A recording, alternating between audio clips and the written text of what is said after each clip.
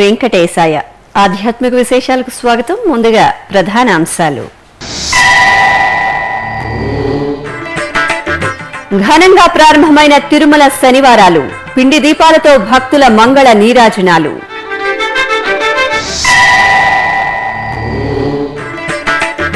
తిరుమలలో పలు చోట్ల నిత్యాన్న ప్రసాద కేంద్రాలు, భక్తుల సేవలో తరిస్తున్న తిరుమల తిరుపతి దేవస్థానం ప్రత్యేక కథనం.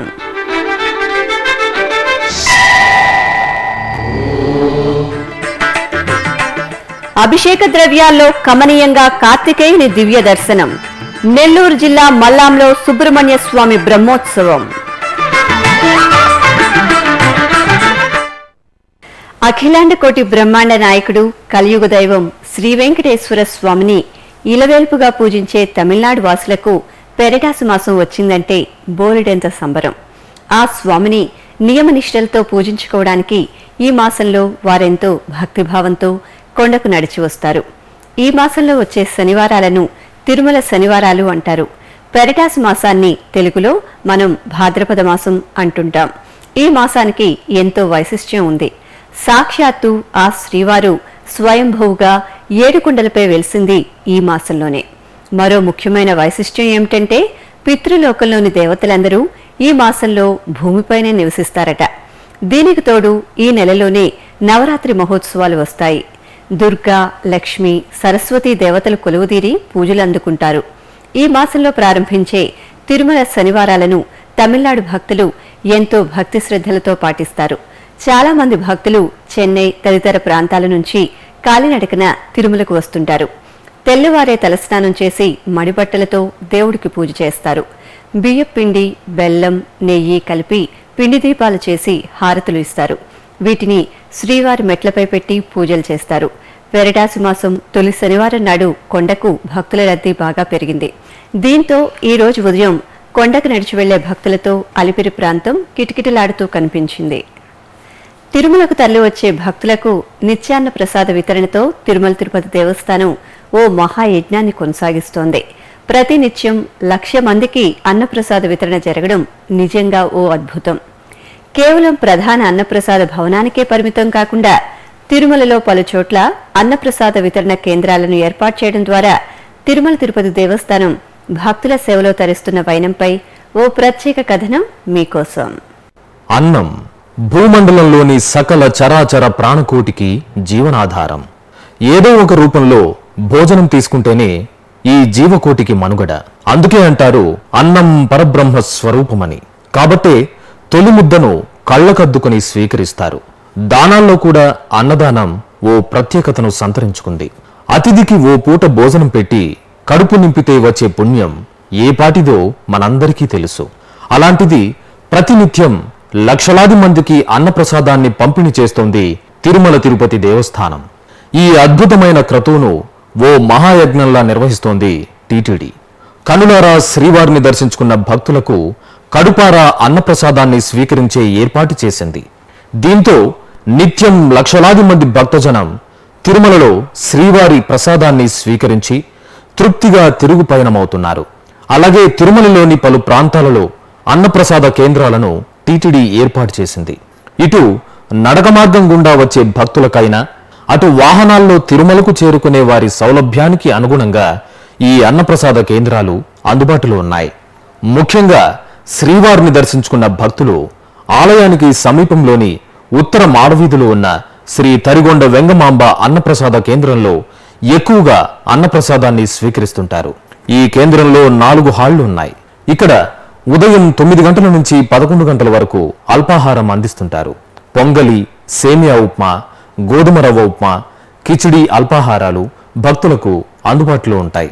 అలాగే ఉదయం 11 గంటల నుంచి సాయంత్రం 4 గంటల వరకు, తిరిగి సాయంత్రం 5 గంటల నుంచి రాత్రి 10 గంటల వరకు నిరంతరాయంగా భక్తులకు అన్నప్రసాద వితరణ జరుగుతుంటుంది. ఈ కేంద్రంలోని 4వ హాల్లో ప్రత్యేకంగా శ్రీవారి భక్తులకు బఫే సౌకర్యాన్ని ఏర్పాటు చేశారు. ఇందులో బిస్బేళాబాత్, పెరుగన్నం, చక్కెర పొంగలి, ప్రత్యేకంగా చట్నీ రోటీలను అందిస్తున్నారు. తిరుపతి నుంచి తిరుమలకు అలిపిరి నడక మార్గం ద్వారా తిరుమలకు చేరుకునే భక్తుల సౌకర్యార్థమై గాలిగోపురం వద్ద ప్రతిరోజు 5,000 మంది భక్తులకు అన్నప్రసాద పంపిణీ జరుగుతోంది.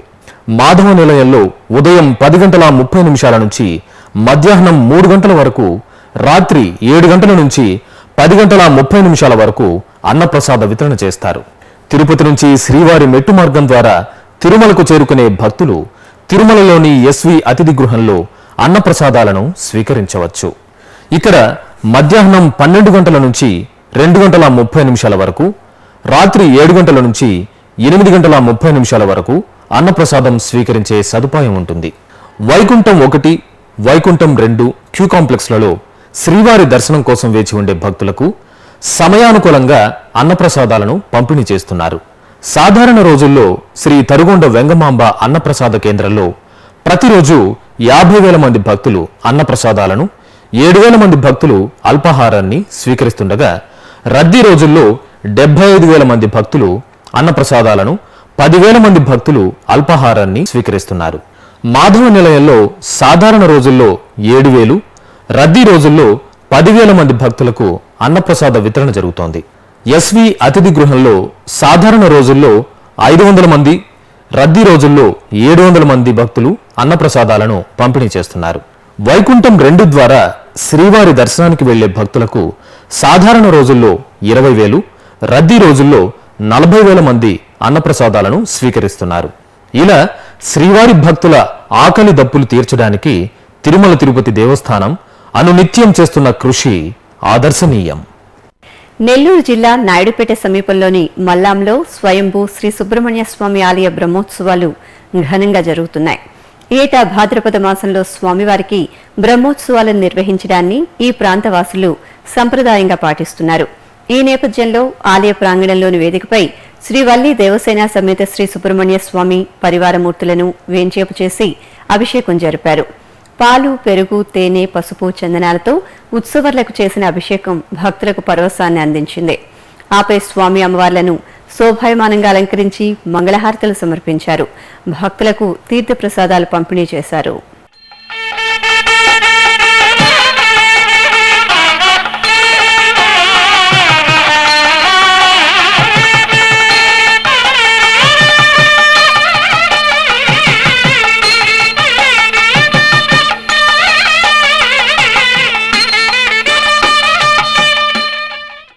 భక్తుల కల్పవల్లి శ్రీ వాసవి కనేకా పరమేశ్వరి భక్తులను దివ్యంగా కటాక్షించారు. కడపలోని శ్రీ వాసవి కనేకా పరమేశ్వరి అమ్మవారి ఆలయంలో భాద్రపద మాస పూజలు జరిగాయి. ఈ సందర్భంగా అమ్మవారికి పంచామృతాలతో అభిషేకం చేశారు.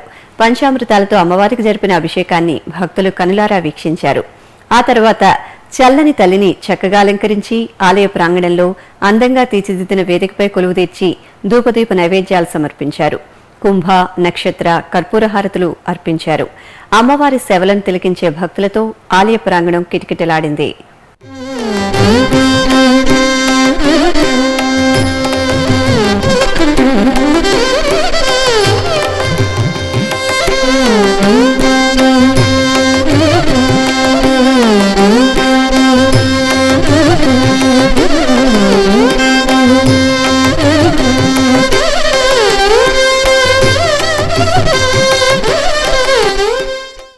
కర్నూలు జిల్లా నంద్యాలలోని శ్రీ చౌడేశ్వరి అమ్మవారి ఆలయంలో బోనాల ఉత్సవం జరిగింది. మహిళలు, చిన్నారులు అందంగా అలంకరించిన బోనాలను శిరస్సుపై ధరించి ఊరేగింపుగా ఆలయానికి చేరుకుని అమ్మవారికి సమర్పించారు. అర్చకులు శ్రీ చౌడేశ్వరి అమ్మవారిని విశేషంగా అలంకరించి ప్రత్యేక పూజలు చేశారు. భక్తులు అమ్మవారిని దర్శించుకుని మొక్కులు తీర్చుకున్నారు. ఇప్పుడొక చిన్న విరామం.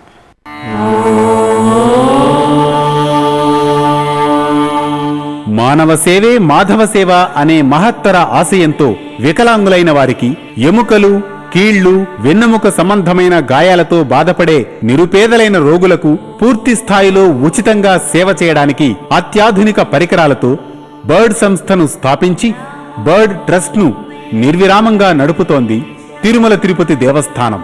ఈ ట్రస్టులో మీరు పాలు పంచుకోండి. శ్రీ వెంకటేశ్వర స్వామివారి అనుగ్రహం పొందండి.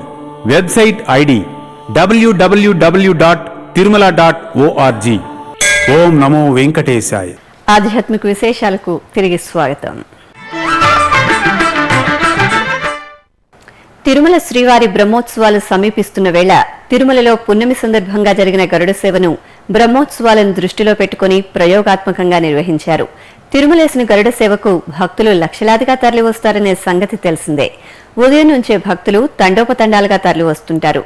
ఈ నేపథ్యంలో బ్రహ్మోత్సవంలో గరుడ సేవ నాడు తీసుకోవాల్సిన చర్యలకు పున్నమి గరుడ సేవను ఒక ప్రయోగంగా భావించిన తిరుమల తిరుపతి దేవస్థానం తదనుగుణంగా చర్యలు తీసుకుంది. బ్రహ్మోత్సవ నమూనాతో సాగిన ఈ గరుడోత్సవం ఆద్యంతం భక్తుల నీరాజనాలు అందుకుంది.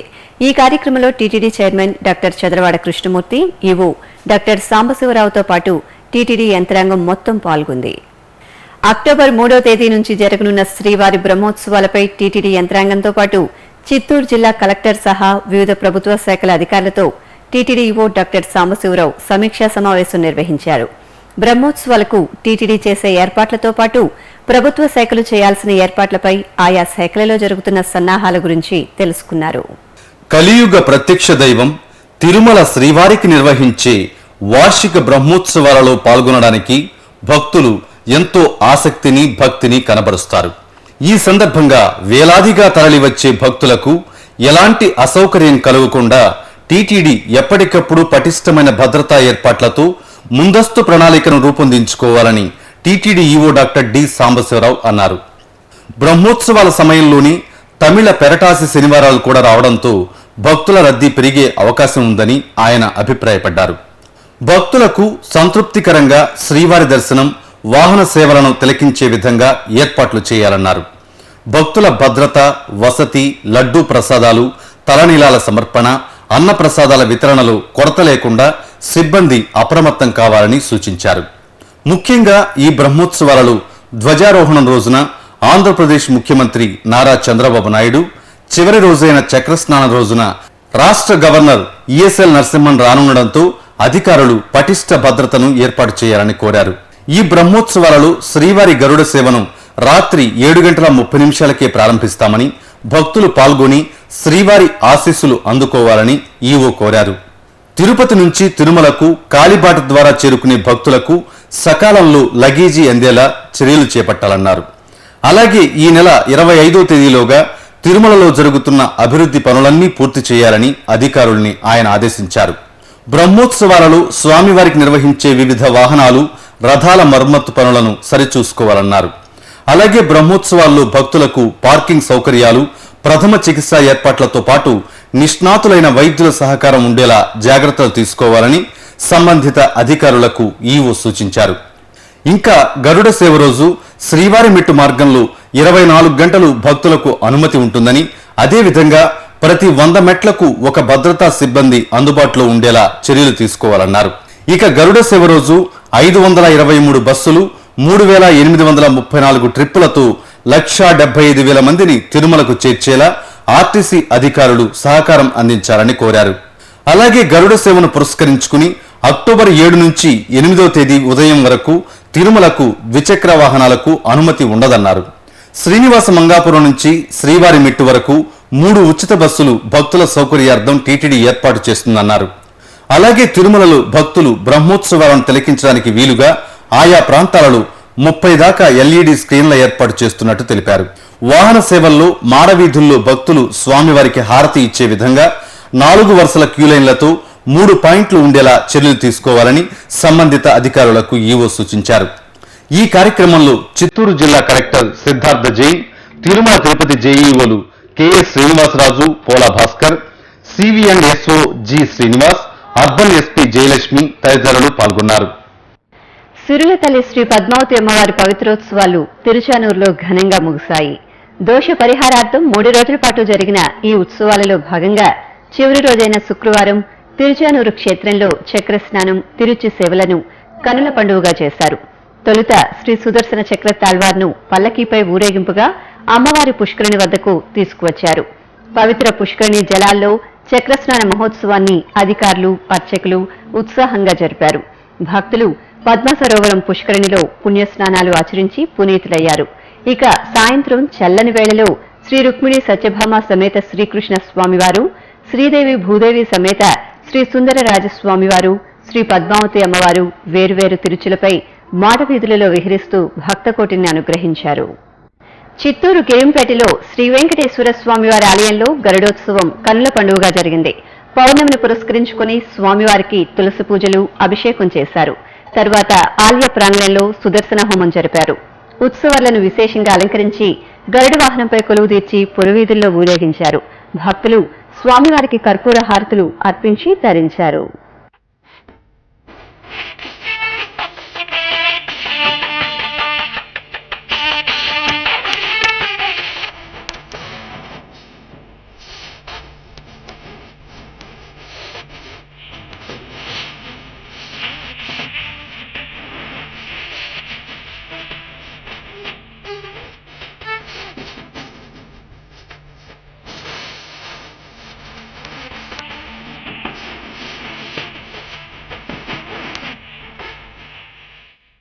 చిత్తూరు జిల్లా నారాయణవనం శ్రీ కళ్యాణ వెంకటేశ్వర స్వామివారి ఆలయంలో పవిత్రోత్సవాలు ఘనంగా జరిగాయి. ఈ సందర్భంగా ఆలయంలోని యాగశాలలో శ్రీదేవి భూదేవి సమేత శ్రీ కళ్యాణ వెంకటేశ్వర స్వామి ఉత్సవాలను వేంచేపు చేసి కలశ స్థాపన, కలశారాధన, పవిత్ర ప్రతిష్ఠ, పవిత్ర ఆరాధన, హోమం తదితర క్రతువులను ఆగమోక్తంగా నిర్వహించారు. అనంతరం మంగళ వాయిద్యాల నడుమ పవిత్రాలను ఆలయ ప్రదక్షిణగా ఊరేగించి మూలవర్లకు, ఉత్సవర్లకు ధ్వజస్తంభం, బలిపీఠం, పరివార దేవతామూర్తులకు, ఆంజనేయ స్వామివార్లకు పవిత్ర మాలలను సమర్పించారు.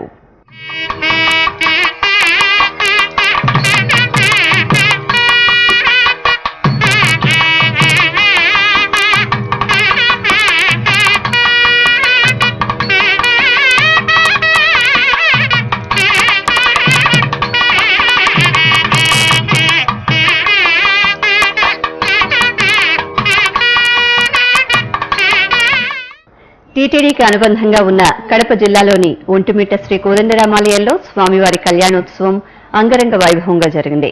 భాద్రపద మాసం పౌర్ణమిని పురస్కరించుకుని ఆలయంలోని కళ్యాణోత్సవ మండపంలో శ్రీ సీతారాములను సర్వాంగ శోభితంగా కొలువుదీర్చి షోడశోపచారాలను జరిపారు. అనంతరం వేద మంత్రాలు, మంగళ వాయిద్యాల నడుమ కోదండరాముడికి కళ్యాణాన్ని వేడుకగా నిర్వహించి కర్పూర హారతులు సమర్పించారు. భక్తులు విశేషంగా ఈ కళ్యాణోత్సవంలో పాల్గొని జానకీరాముల అనుగ్రహానికి పాత్రులయ్యారు.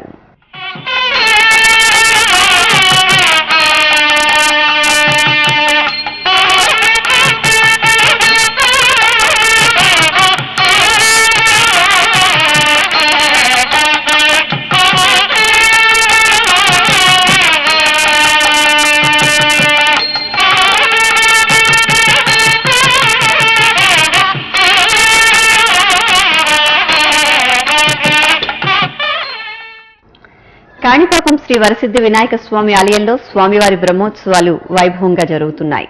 ఉత్సవాలలో భాగంగా స్వామివారికి నిర్వహించిన అధికార నందివాహన సేవలో భక్తులు అధికంగా పాల్గొన్నారు. ముందుగా ఆలయంలోని కళ్యాణోత్సవ మండపంలో శ్రీ సిద్ధి బుద్ధి సమేత వినాయక స్వామివారిని సర్వాంగ శోభితంగా అలంకరించి కర్పూర హారతులు సమర్పించారు. అనంతరం ఉభయ దేవేర్లతో శ్రీ వరసిద్ధి వినాయక స్వామివారు కాణిపాకం వీధుల్లో మనోహరంగా నందివాహనంపై విహరిస్తూ భక్తులను కటాక్షించారు. హైదరాబాద్ లిబర్టీలోని తిరునిలయం శ్రీ వెంకటేశ్వర స్వామి ఆలయంలో సామూహిక కుంకుమార్చన నిర్వహించారు.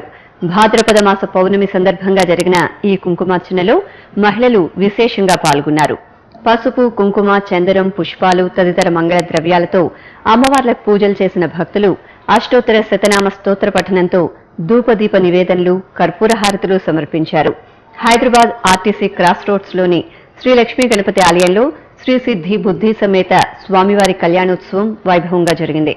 యజ్ఞోపవీత ధారణ, జీలకర్ర బెల్లం, మాంగళ్య ధారణ, తలంబ్రాలు తదితర ఘట్టాలను శాస్త్రోక్తంగా పూర్తి చేసిన అర్చకులు స్వామి అమ్మవార్లకు ధూపదీప నివేదనలు, మంగళహారతులు సమర్పించి భక్తులకు దర్శన భాగ్యం కల్పించారు. నెల్లూరులోని మూలాపేటలో కొలువైన శంకరమఠం శ్రీ కామాక్షి సమేత చంద్రమౌళీశ్వర స్వామివారి దేవస్థానంలో లోక కళ్యాణార్థం చండీ హోమం నిర్వహించారు. చతుర్వేద పారాయణం, చండీ హవనంతో శాస్త్రోక్తంగా జరిగిన ఈ హోమంలో భక్తులు భక్తి శ్రద్ధలతో పాల్గొని పార్వతీ పరమేశ్వరుల దర్శనం చేసుకున్నారు. ఇక నెల్లూరు బాలాజీనగర్లోని శ్రీ సీతారామచంద్రస్వామి దేవస్థానంలో శ్రీదేవి భూదేవి సమేత శ్రీ కళ్యాణ వెంకటేశ్వర స్వామికి స్నపన తిరుమంజులు నిర్వహించారు. భాద్రపద మాసం పౌర్ణమిని పురస్కరించుకుని పాలు, పెరుగు తదితర ద్రవ్యాలతో స్వామి అమ్మవార్లకు వేడుకగా అభిషేకం పూర్తి చేసి ప్రత్యేకంగా అలంకరించి హారతులు సమర్పించారు. భక్తులు గోవిందనామస్మరణలు చేస్తూ వెంకటేశ్వర స్వామి అభిషేకాన్ని వీక్షించారు. తమిళనాడులోని వివిధ ప్రాంతాల్లో జరిగిన ధార్మిక కార్యక్రమాలు భక్తుల్లో భక్తి చైతన్యాన్ని నింపాయి. ఆయా ఆలయాల్లో జరిగిన విశేష పూజలు, అభిషేకాల్లో భక్తులు పాల్గొని దైవ దర్శనం చేసుకున్నారు. ఆ విశేషాల సమాహారం మీకోసం. కరూర్ సమీపంలోని పశుపతిపాలెంలో వేయించేసిన వెల్లై భూమి అమ్మవార్ల సమేత శ్రీ మధురై వీరన్ స్వామి ఆలయ అష్టబంధన మహాకుంభాభిషేకం వైభవంగా జరిగింది. ఈ సందర్భంగా యాగశాల పూజలను పూర్తి చేసి పవిత్ర కలశ జలాలతో గోపుర శిఖరాలకు, మూలవర్లకు విశేష అభిషేకాలు నిర్వహించి హారతులు సమర్పించారు.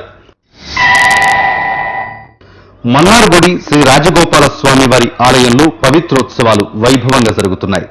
ఈ సందర్భంగా యాగశాలలు పలు వైదిక క్రతువులను శాస్త్రోక్తంగా నిర్వహించి హోమం, పవిత్ర సమర్పణ చేశారు. అనంతరం ఉత్సవమూర్తికి వేడుకగా పవిత్ర మాలలను సమర్పించి తిరుచి సేవ జరిపారు. భక్తులు విశేషంగా ఈ ఉత్సవాల్లో పాల్గొని శ్రీ రాజగోపాల స్వామి దర్శనం చేసుకున్నారు. నామక్కల్ సమీపంలోని వల్లీపురంలో కొలువైన శ్రీ వేదనాయకి సమేత శ్రీ తాంతోండేశ్వర స్వామి వారి దేవాలయంలో ప్రదోష పూజలను వేడుకగా జరిపారు. ఈ సందర్భంగా నందీశ్వరుడికి, స్వామివారికి ఏకకాలంలో అభిషేకాలు నిర్వహించారు. అనంతరం తాంతోండేశ్వర స్వామివారిని పలు రకాల పుష్పాలు, స్వర్ణాభరణాలతో దివ్యంగా అలంకరించి హారతులు సమర్పించారు. ఈ సందర్భంగా నిర్వహించిన స్వామి అమ్మవార్ల నందివాహన సేవలు భక్తులు పాల్గొని ధన్యులయ్యారు. తిరుమల, తిరుపతిలో జరిగిన సాంస్కృతిక కార్యక్రమాల సమాహారం కళా నీరాజనంలో వీక్షిద్దాం.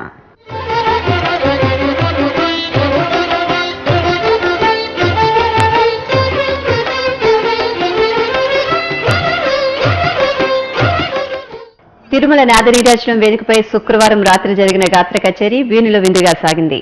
చెన్నైకి చెందిన ఏఎస్ మురళి ఆలపించిన భక్తి సంకీర్తనలు శ్రీవారి భక్తులను తన్మయులను చేశాయి.